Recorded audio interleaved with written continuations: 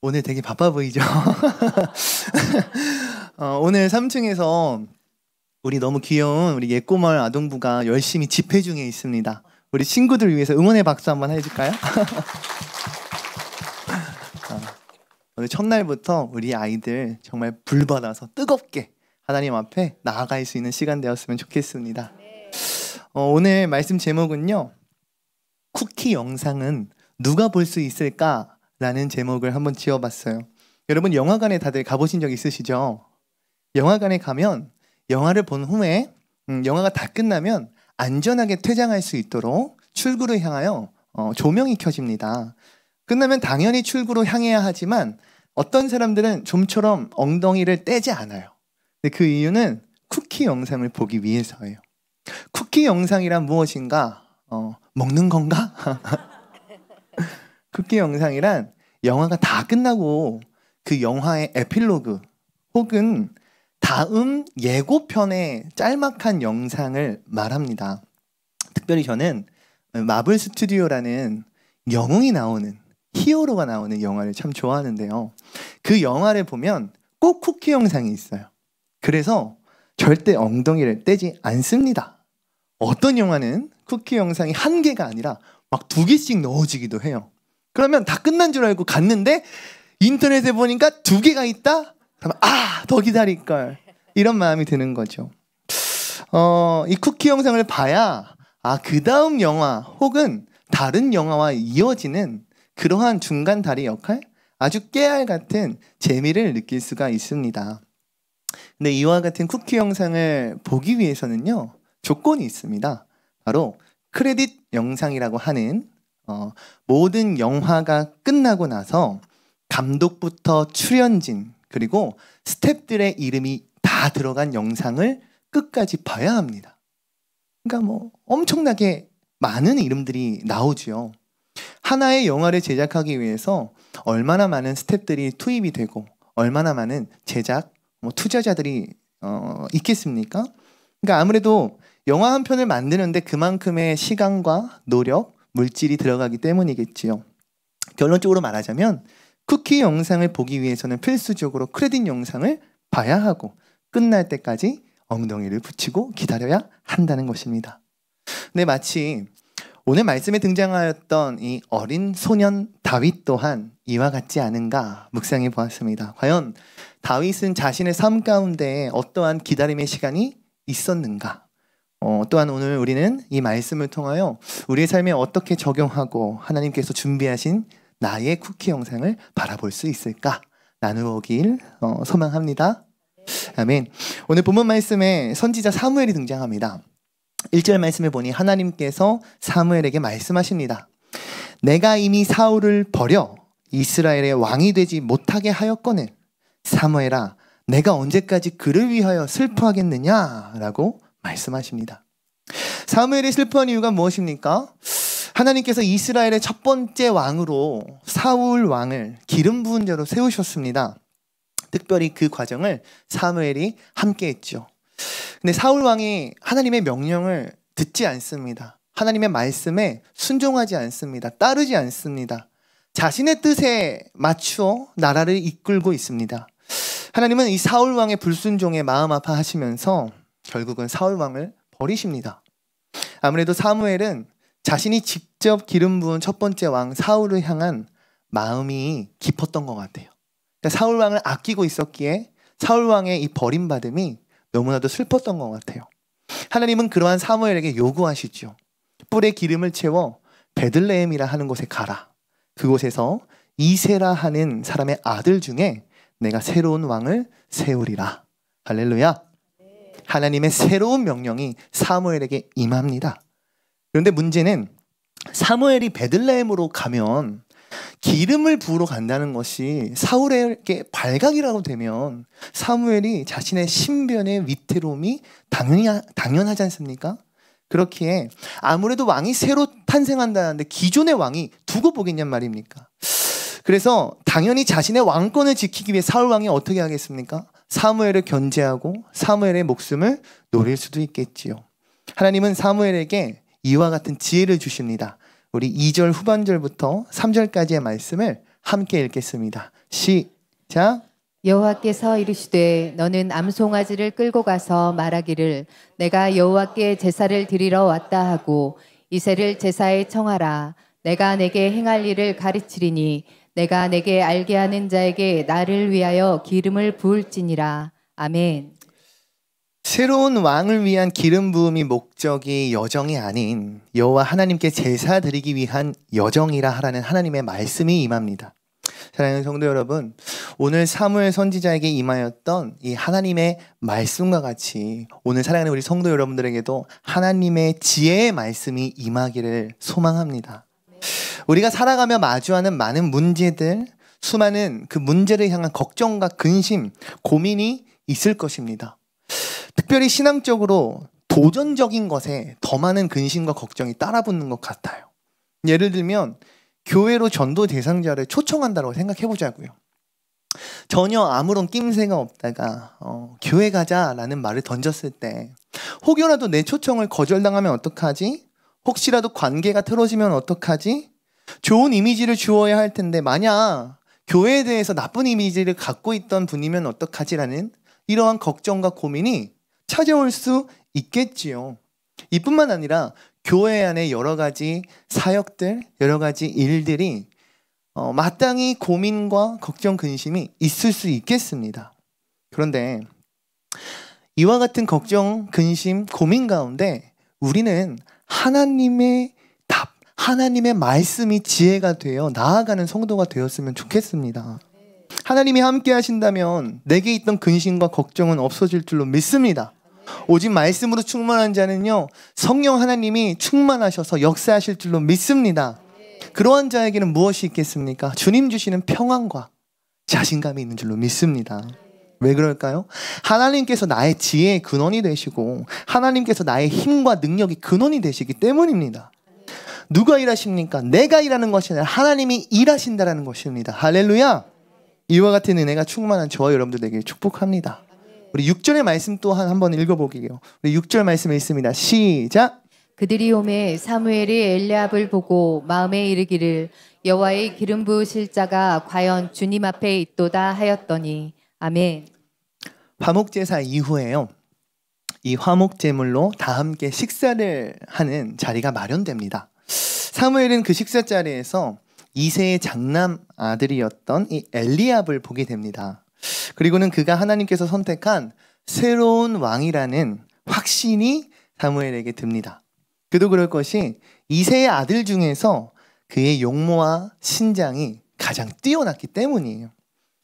이스라엘을 다스리는 왕, 새로운 왕이라면 이 정도의 외모는 있어야지, 이 정도의 강대한 강골과 큰 키, 왕으로서의 포스가 있어야 되지 않을까라는 생각이 사무엘에게 있었던 것 같습니다.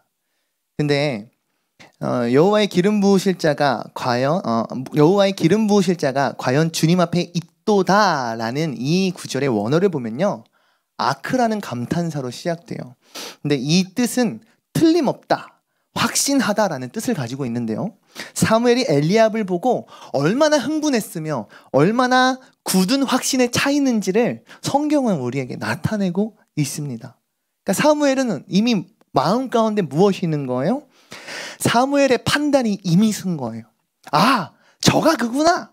하나님께서 기름 부으실 자가 저 엘리압이라는 청년이구나 라는 확신이 찬 겁니다. 그런데 하나님께서 무엇라 말씀하십니까? 사무엘, 그가 아니다 라고 말씀하십니다. 이새는 자신의 아들 중에 다른 아들인 아비나답 또한 사무엘 앞에 데리고 나아갑니다. 근데 하나님께서 아비나답도 아니라는 거예요. 또 다른 아들인 삼마 또한 사무엘 앞에 이새가 대령합니다. 근데 하나님께서 삼마 또한 내가 택한 자가 아니라 말씀하시죠. 우리 10절 말씀도 함께 읽어볼게요. 시작! 이새가 그의 아들 7을 다 사무엘 앞으로 지나가게 하나 사무엘이 이새에게 이르되 여호와께서 이들을 택하지 아니하셨느니라 하고. 아멘. 10절 말씀을 보니까 이새의 아들 7명이 모두 사무엘 앞에 섰습니다. 훌륭한 외모를 가진 엘리압도 있었고요, 장성한 자라 표현되는 아비나답과 삼마를 비롯한 모두가 사무엘 앞에 섰어요. 근데 하나님은 끝내 그 중에 선택하지 않으십니다. 우리 11절 말씀 전반절의 말씀도 함께 읽겠습니다. 시작. 또 사무엘이 이새에게 이르되 내 아들들이 다 여기 있느냐. 아멘. 이새에게 너의 아들들이 이것이 다인가? 라는 이 사무엘의 질문은 하나님께서 나에게 명하신 말씀이 혹시 틀린가? 라는 반문과도 같습니다.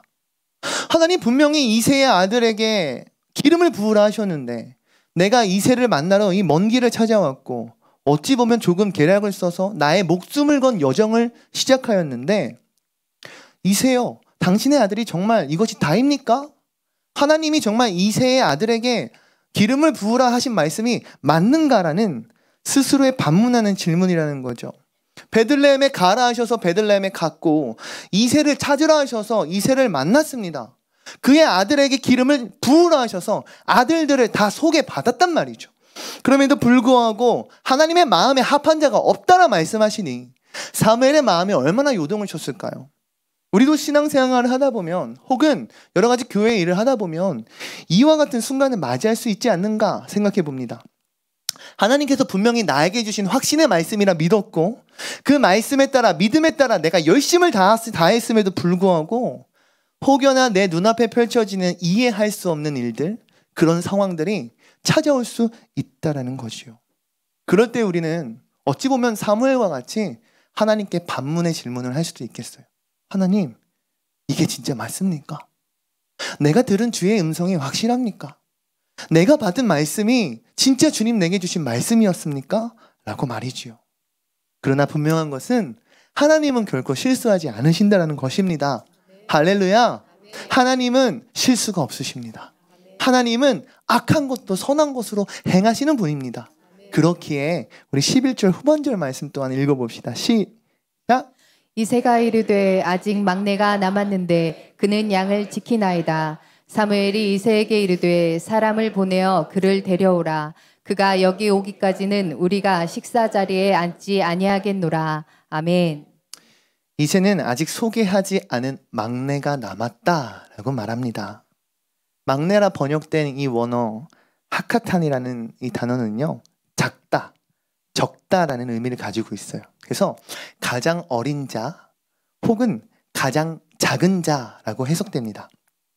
앞으로 등장할 다윗에 대해서 설명하고 있는 거예요. 다윗의 연령도, 다윗의 신장도. 사무엘이 만났던 엘리압은 왕이면 저 정도는 돼야지, 혹은 장성한 자라 표현됐던 아비나답과 삼마, 이와 같은 그러한 수준이 아니라 적고 작은 자. 더군다나 이렇게 표현하고 있습니다. 그는 양을 지키나이다 라는 이새의 대답에는 무슨 뜻이 있습니까? 그 아이는 겨우 양이나 지키는 아이입니다. 그러한 아이가 기름 부음을 받을 수 있겠습니까? 라는 의미 또한 그 가운데 숨어 있습니다.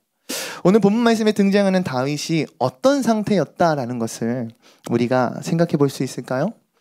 이새의 아들 중에서 가장 적은 자, 가장 작은 자, 어린 자, 겨우 들에서 양이나 돌볼 수 있었던 자라 소개하고 있습니다. 이새의 입장에 볼 때는요, 이 사무엘 선지자가 직접 나를 찾아왔고 내 아들에게 기름을 부기 위하여 내 아들들을 보고 싶다라고 말한다? 더군다나 아들 중에 기름 부음을 받을 자가 있다? 이새의 마음이 얼마나 두근거리고 기대감으로 가득 찼겠냐고요. 근데 다윗을 제외한 모든 아들들이 사무엘에게 소개하기 위해 이새의 부름을 받았지만 아들들이 다 사무엘 앞에 섰음에도 불구하고 누구는? 다윗은 그 자리에 초청조차 받지 못했어요. 아버지의 부름조차 받지 못했다고요. 평소 아버지 이새가 다윗을 어떻게 생각하고 있었는지 우리는 충분히 상상할 수 있겠어요.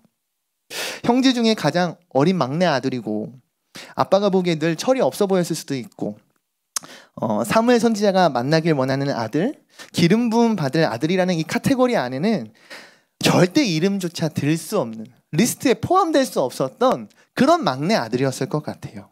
그러나 중요한 것은요, 하나님께서는 다윗을 마주한 사무엘에게 이와 같이 말씀하십니다. 우리 12절의 말씀 함께 읽겠습니다. 시작. 이에 사람을 보내어 그를 데려오매 그의 빛이 붉고 눈이 빼어나고 얼굴이 아름답더라. 여호와께서 이르시되 이가 그니 일어나 기름을 부으라 하시는지라. 아멘.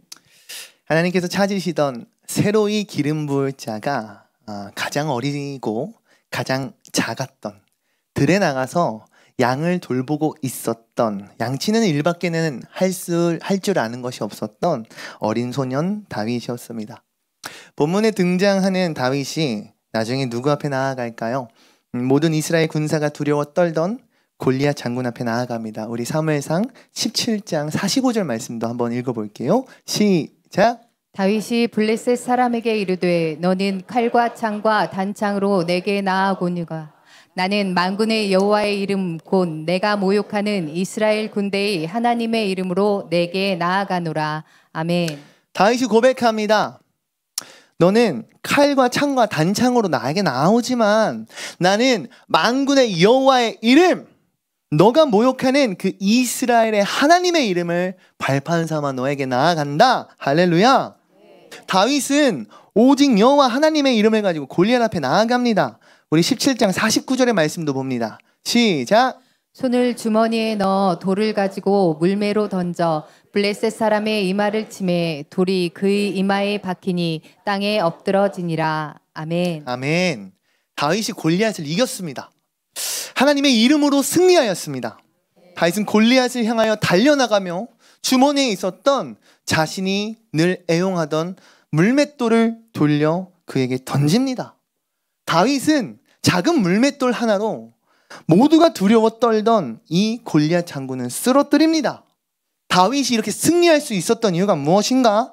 사무엘상 17장 24절에서 26절 말씀 보겠습니다. 34절에서 36절입니다. 시작. 다윗이 사울에게 말하되 주의 종이 아버지 양을 지킬 때 사자나 곰이 와서 양떼에서 새끼를 물어가면 내가 따라가서 그것을 치고 그 입에서 새끼를 건져내었고 그것이 일어나 나를 해하고자 하면 내가 그 수염을 잡고 그것을 쳐 죽였나이다. 주의 종이 사자와 곰도 쳤은즉 살아계시는 하나님의 군대를 모욕한 이 할례 받지 않은 블레셋 사람이리까 그가 그 짐승이 하나와 같이 되리이리다. 아멘. 다윗이요 사울 왕을 만났을 때 출전을 요구하며 이런 말을 해요.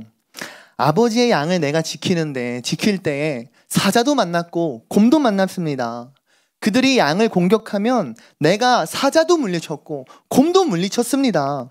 내가 사자와 곰도 이겼으니 마땅히 하나님을 모욕하는 저 블레셋의 골리앗 또한 내가 승리할 수 있습니다 라는 자신감으로 사울왕 앞에 이와 같이 고백합니다. 다윗에게 지금 무엇이 있습니까? 골리앗을 이길 수 있다라는 믿음의 확신이 그의 안에 심겨져 있습니다. 할렐루야. 골리앗은요 40일 밤낮을 여호와 하나님을 모독하며 이스라엘을 조롱하였어요. 그러나 아무도 골리앗 앞에 맞설 자가 없었다고요. 과연 어느 군사가 골리앗 앞에 설 수 있겠습니까? 아무도 설 수 없었습니다. 어떤 자가 하나님을 욕하고 있는, 하나님을 욕보이고 있는 그러한 골리앗 앞에 설 수 있습니까? 아무도 없었어요. 투구와 감옥과 검과 방패 이와 같은 것들로 무장하였던 이들은 골리앗 앞에 절대로 설 수 없었습니다. 하나님의 이름을 더럽혔던 골리앗 앞에 설 수 있었던 것은 온전히 작은 자일지라도 꾸준히 자신에게 맡겨진 일을 감당하였던 다윗이 설 수 있었습니다. 할렐루야. SNS를 하다 보니까요 옛날 1년 전에 제가 올렸던 게시물들이 떠요. 근데 예전에 올렸던 영상들이 쭉 뜨더라고요. 그래서 휴대폰을 보다가 예전에 올렸던 영상들을 보기 시작했습니다. 근데 그 시절에는 제가 개척교회를 담임하던 시절이었습니다. 그러니까 사람이 없으니까 자연스럽게 제가 예배하는 모습을 영상으로 찍어서 인터넷에 업로드를 했었거든요. 근데 업로드를 하기 시작한 이유를 말씀드리자면 정말 별거 없어요. 어느 날은 진짜 혼자 예배를 드리고 있는데 진짜 혼자였어요. 아내도 없어요. 아기를 낳았어. 병원이에요. 올 수가 없잖아요. 혼자였어요. 혹은 이제 산후조리를 하러 친정에 갔어요. 아기를 낳고 혼자예요. 한 번은 그래도 예배는 해야 되니까 선배 목사님들이 조언해 주셨듯이 아무도 없는 빈 공간에서 혼자 허공을 바라보면서 막 설교를 하기 시작했어요. 한 중간쯤에 현타가 오더라고요. 그래서 설교를 하다가 멈추고 교회 대청소를 한 적이 있습니다. 그러다가 코로나 시대가 열리게 되어서 자연스럽게 유튜브에 영상들을 업로드하기 시작했는데, 제 유튜브 채널에 보면 영상을 보면 사람이 없이 예배한 날이 훨씬 많아요. 혼자 찬양하고 혹은 아내와 단 둘이서 예배의 자리를 지켰던 그 날들을 우연히 바라보게 된 거죠. 근데 그 영상을 보다 보니까요, 아, 이때의 시간이 결코 나에게 헛되지 않았구나. 아, 이때의 시간이 지금의 나를 만들었구나라는 생각을 하게 되더라고요. 누군가 보았을 때는 아무도 없는 빈 공간에서 혼자 찬양 콘서트 하듯이 찬양하는 모습이 정말 미친 사람처럼 보였을지도 모르겠어요. 혹은 아무도 듣는 이가 없는데 설교를 준비하고 그 준비한 설교를 하는 것, 혹은 안에 한 사람만 두고 설교를 하는 모습이 결코 쉽지는 않았지만, 그 시절에 그때에 나에게 그 시간이 없었다면, 그 시간에 내가 주어진 공간과 내게 주어진 예배의 환경의 자리를 내가 올바로 지키지 못했다면 과연 지금의 내가 있었을까라는 생각을 하게 되었습니다. 그러니까 너무도 감사한 오늘 이 자리, 주양의 사역을 감당해낼 수 있었을까라는 생각이 들더라고요. 마태복음 25장에 나오는 달란트 비유를 보면요, 주인이 달란트를 맡깁니다. 자신의 종들에게 바랐던 주인의 마음이 무엇이었을까 생각해보면, 아무리 생각해도 주인은 어떠한 이익, 어떠한 큰 수익이 아닌 주인의 말씀에 반응하는 종의 모습, 주인의 마음에 함께 반응하며 주인이 원하는 바에 함께 동감하며 동행하는 그러한 종의 모습을, 성실하고 충성된 종의 모습을 원하고 바랐을 것 같습니다. 개척교회를 목회를 하면서 들었던 생각 중에 하나가, 그것은 바로 수많은 선배님들의 모습을 가까이서 볼 수 있었다라는 거예요. 제가 신학생 때 영향을 많이 받았고, 그리고 직접 보고 배웠던 것은 흔히 말하는 세상적인 기준에서의 목회였던 것 같습니다. 교회는 숫자가 부흥해야만 목회를 잘하는 것이고, 그 크기가 커져야만 성공하는 목회라고 생각을 했습니다. 근데 개척교회에서 마주했던 현실은 기존에 생각했던 성공과는 너무나도 거리가 멀더라고요. 패배감이 몰려오고, 나 자신의 무력감이 몰려오고, 우울감에 사로잡혔던 저의 모습을 바라보면서 지방의 많은 선배 목사님들을 보게 되었습니다. 이미 나이가 많으신 분도 계시고요, 은퇴가 가까운 분도 계셨어요. 근데 선배님들의 목회 현장을 바라보면 흔히 신학생 때 영향을 받아 굳어져 버린, 나의 마음에 잘못 굳어져 버린 이 성공이라는 목회의 모습과는 동떨어진 모습이 훨씬 많았습니다. 교회가 재정적으로 자립하는 교회보다 미자립, 자립을 하지 못한, 성도가 적은, 돈이 없는 교회가 훨씬 많았습니다. 교회 건물이 있는 교회보다 오히려 월세를 내는 상가에 있는, 시장에 있는 교회가 훨씬 많았습니다. 숫자의 빈곤함이 그곳에는 있었습니다. 그러다 생각했습니다. 과연 선배 목사님들은 열심히 목회를 하지 않았을까? 그들은 나와 같은 젊음이 그들에게 없었을까? 나와 같은 열정이 선배 목사님들께 없었는가? 내가 배우고 내가 영향받았던 성공이라는 그 목회와는 동떨어진 선배들을 바라보며 과연 그들의 목회가 진짜 실패라 말할 수 있는 것일까? 선배 목사님들도 나와 같은 젊음이 있었고 그 젊음의 열정을 가지고 열심히 사역하지 않으셨을까? 진정한 목회의 성공은 과연 무엇으로 말할 수 있는 것인가? 큰 교회의 건물인가? 부동산이 많으면 되는 것인가? 재정적인 숫자가 높으면 되는 것인가? 성도의 숫자로 목회의 성공이 결정되는 것일까? 이러한 질문이 제게 쏟아지기 시작했습니다. 근데 이와 같은 질문 가운데 내려진 결론은 단 하나입니다. 하나님의 성공은 세상의 성공과 같지 않다라는 것입니다. 할렐루야. 이미 교회가 많은 이 대한민국에 재정적으로 어려운 개척교회들이 있어야 하는 이유 또한 하나님의 계획과 하나님의 일하심을 위함임을 우리는 믿어야 합니다. 이미 하나님 주신 그 비전을 각자의 교회가 각자의 자리에서 감당하고 지키고 열심히 성실하게 열심을 다하여 일하는 그들의 모습을 우리는 결코 쉽게 판단해서는 안 되겠더라고요. 하나님은 기쁘게 그 모습을 받으실 것입니다. 이것이 모든 교회와 목회자 그리고 성도에게 동일하게 적용되는 말씀인 줄로 믿습니다. 그러니까 어찌 보면 저는 목회자니까 목회자라는 타이틀로서 생각했지만 여러분들이 여러분의 삶 가운데 마주하는 여러 가지 삶의 상황들이 이와 같이 적용될 수 있지 않을까요? 세상의 기준은 하나님의 나라의 기준과는 다르다는 것을 깨닫는 이러한 영적인 비밀이 풀리는 오늘 이 시간 되길 소망합니다. 할렐루야. 하나님은 오늘 동일하게 여러분들에게 역사하시는 줄로 믿습니다. 한 달란트를 받은 자일지라도 하나님은 그가 열심을 다하길 원하십니다. 한 달란트를 잃어버릴지라도 하나님은 그의 수고와 그의 노력을 더 기쁘게 받으실 줄로 믿습니다. 우리는 이것을 기억하며 우리에게 주어진 사명을 최선으로 삼아 열심을 다하여 우리의 삶을 주님께 연락해야 할 줄로 믿습니다. 오늘 말씀에 등장하는 우리가 나누었던 이야기의 다윗도 그러하지 않았을까요? 그가 처음부터 양치기를 잘했을까요? 그가 처음부터 물맷돌을 겁나게 잘 던졌을까요? 그러지 않았을 거예요. 다윗도 처음에 양치는 일을 배울 때에는요 부족한 것도 많았을 것이고요. 사자와 곰이 출몰할 때마다 나 살려라 걸음으로 도망을 내뺐을 거예요. 양떼를 습격해서 양을 수없이 잃어봤을 거고요. 그럼에도 불구하고 다윗은 자신에게 주어진 들에서 양을 지키는 그 작은 일 하나를 열심을 다하였기에 충성을 다하여 섬겼기에 사력을 다하였기에 삶을 걸었기에 전심을 다하였기에 수없이 물맷돌을 던졌기에 할렐루야 사자도 곰도 이겨낼 수 있는 줄로 믿습니다.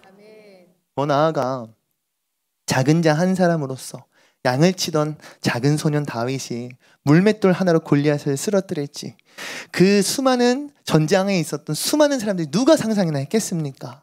저는 사랑하는 우리 주행의 모든 성도들이 하나님 앞에 작은 자 한 사람 다윗과 같은 자가 되기를 간절히 바라고 원합니다.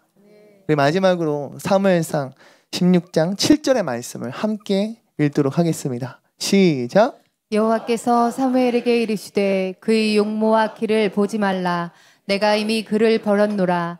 내가 보는 것은 사람과 같지 아니하니 사람은 외모를 보거니와 나 여호와는 중심을 보느니라 하시더라. 아멘. 아멘. 사람은 외모를 보고요.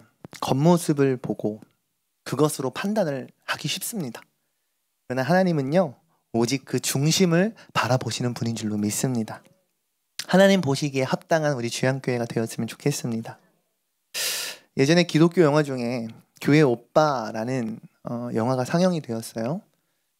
마지막 그 티켓팅에 성공해서 이제 종영 마지막 날에 아내와 보았던 기억이 있습니다. 죽어가던 생명 가운데에 결국에는 생명이 마르고 말라서 꺼져가기 바로 직전 아주 작은 한 영혼이었던 이관희 집사님은 겉모습은 까무잡잡해지고 빼빼 말라지더라고요. 사람이 죽음을 앞두었더니 그의 모습이 참 작더라고요. 근데 그가 우리에게 보여주었던 그의 신앙의 고백은 결코 작지 않습니다. 저보다 한 학번 선배였던 고 배용호 목사님 또한 작년에 암으로 투병하시다가 소천하셨습니다.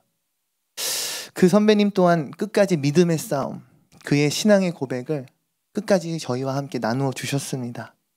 그리고 하나님의 부르심을 받으셨습니다. 그 선배님 또한 이미 하나님 안에 큰 자요 하나님의 영광과 목적을 이루어내신 분인 줄로 믿습니다. 회광반조라는 말이 있어요, 여러분. 촛불이 꺼지기 전에 가장 밝은 빛을 낸다라고 해요. 과연 나에게 주님께 태울 수 있는 마지막 불꽃이 진짜 있는가? 그 불꽃은 어디로부터 오는가? 나의 믿음, 나의 신앙, 나의 하나님을 향한 고백은 진짜 어디로부터 오는가? 더 나아가서 쿠키 영상은 진짜 누가 볼 수 있는가? 끝날 것만 같지 않은 그 긴 크레딧 영상을 누가 참고 견딜 수 있는가? 나는 하나님 앞에 어떤 한 사람인가? 나는 앞으로 하나님 앞에 어떤 한 사람이 될 것인가? 오늘 이 질문 앞에 이와 같은 찬양의 고백으로 나아가는 저와 여러분들 되었으면 좋겠습니다. 우리 나를 받으옵소서라는 찬양 함께 찬양하고 함께 기도의 자리에 나아갑니다.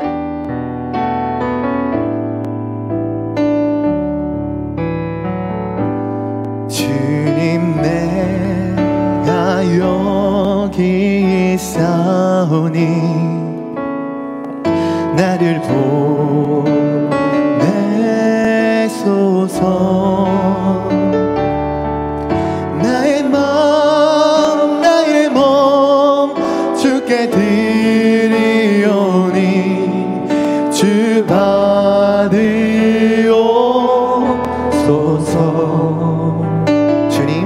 주님 내가 여기 있사오니 나를 써주소서. 가진 것 모두 다 주께 드리오니 주 받으옵소서. 할렐루야 아멘.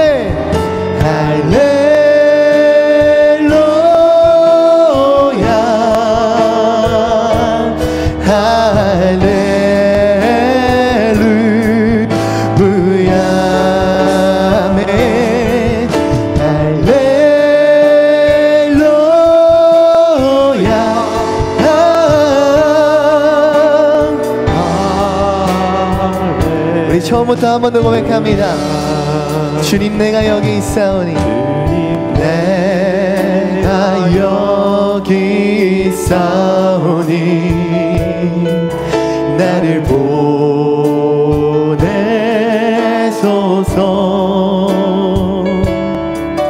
나의 몸 주께 드리오니 주 받으옵소서.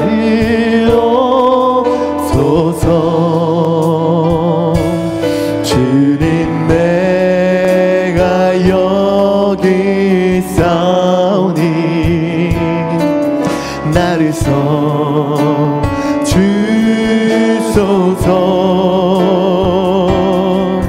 가진 것 모두 다 주께 드리오니 주 받으옵소서. 아멘. 할렐루야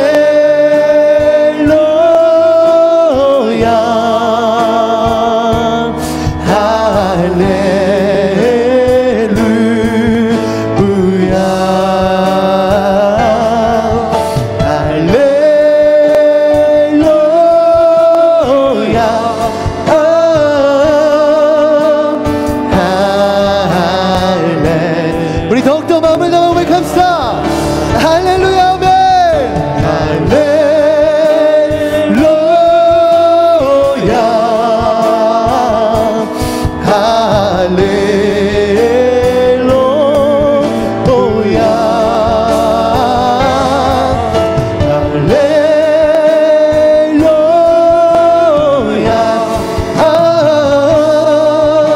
우리 이 시간 기도의 자리에 나아갑시다.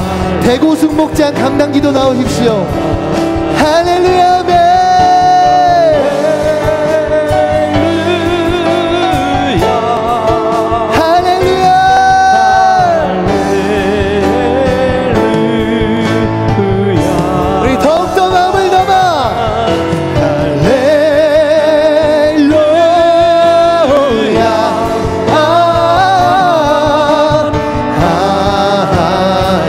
마지막으로 할렐루야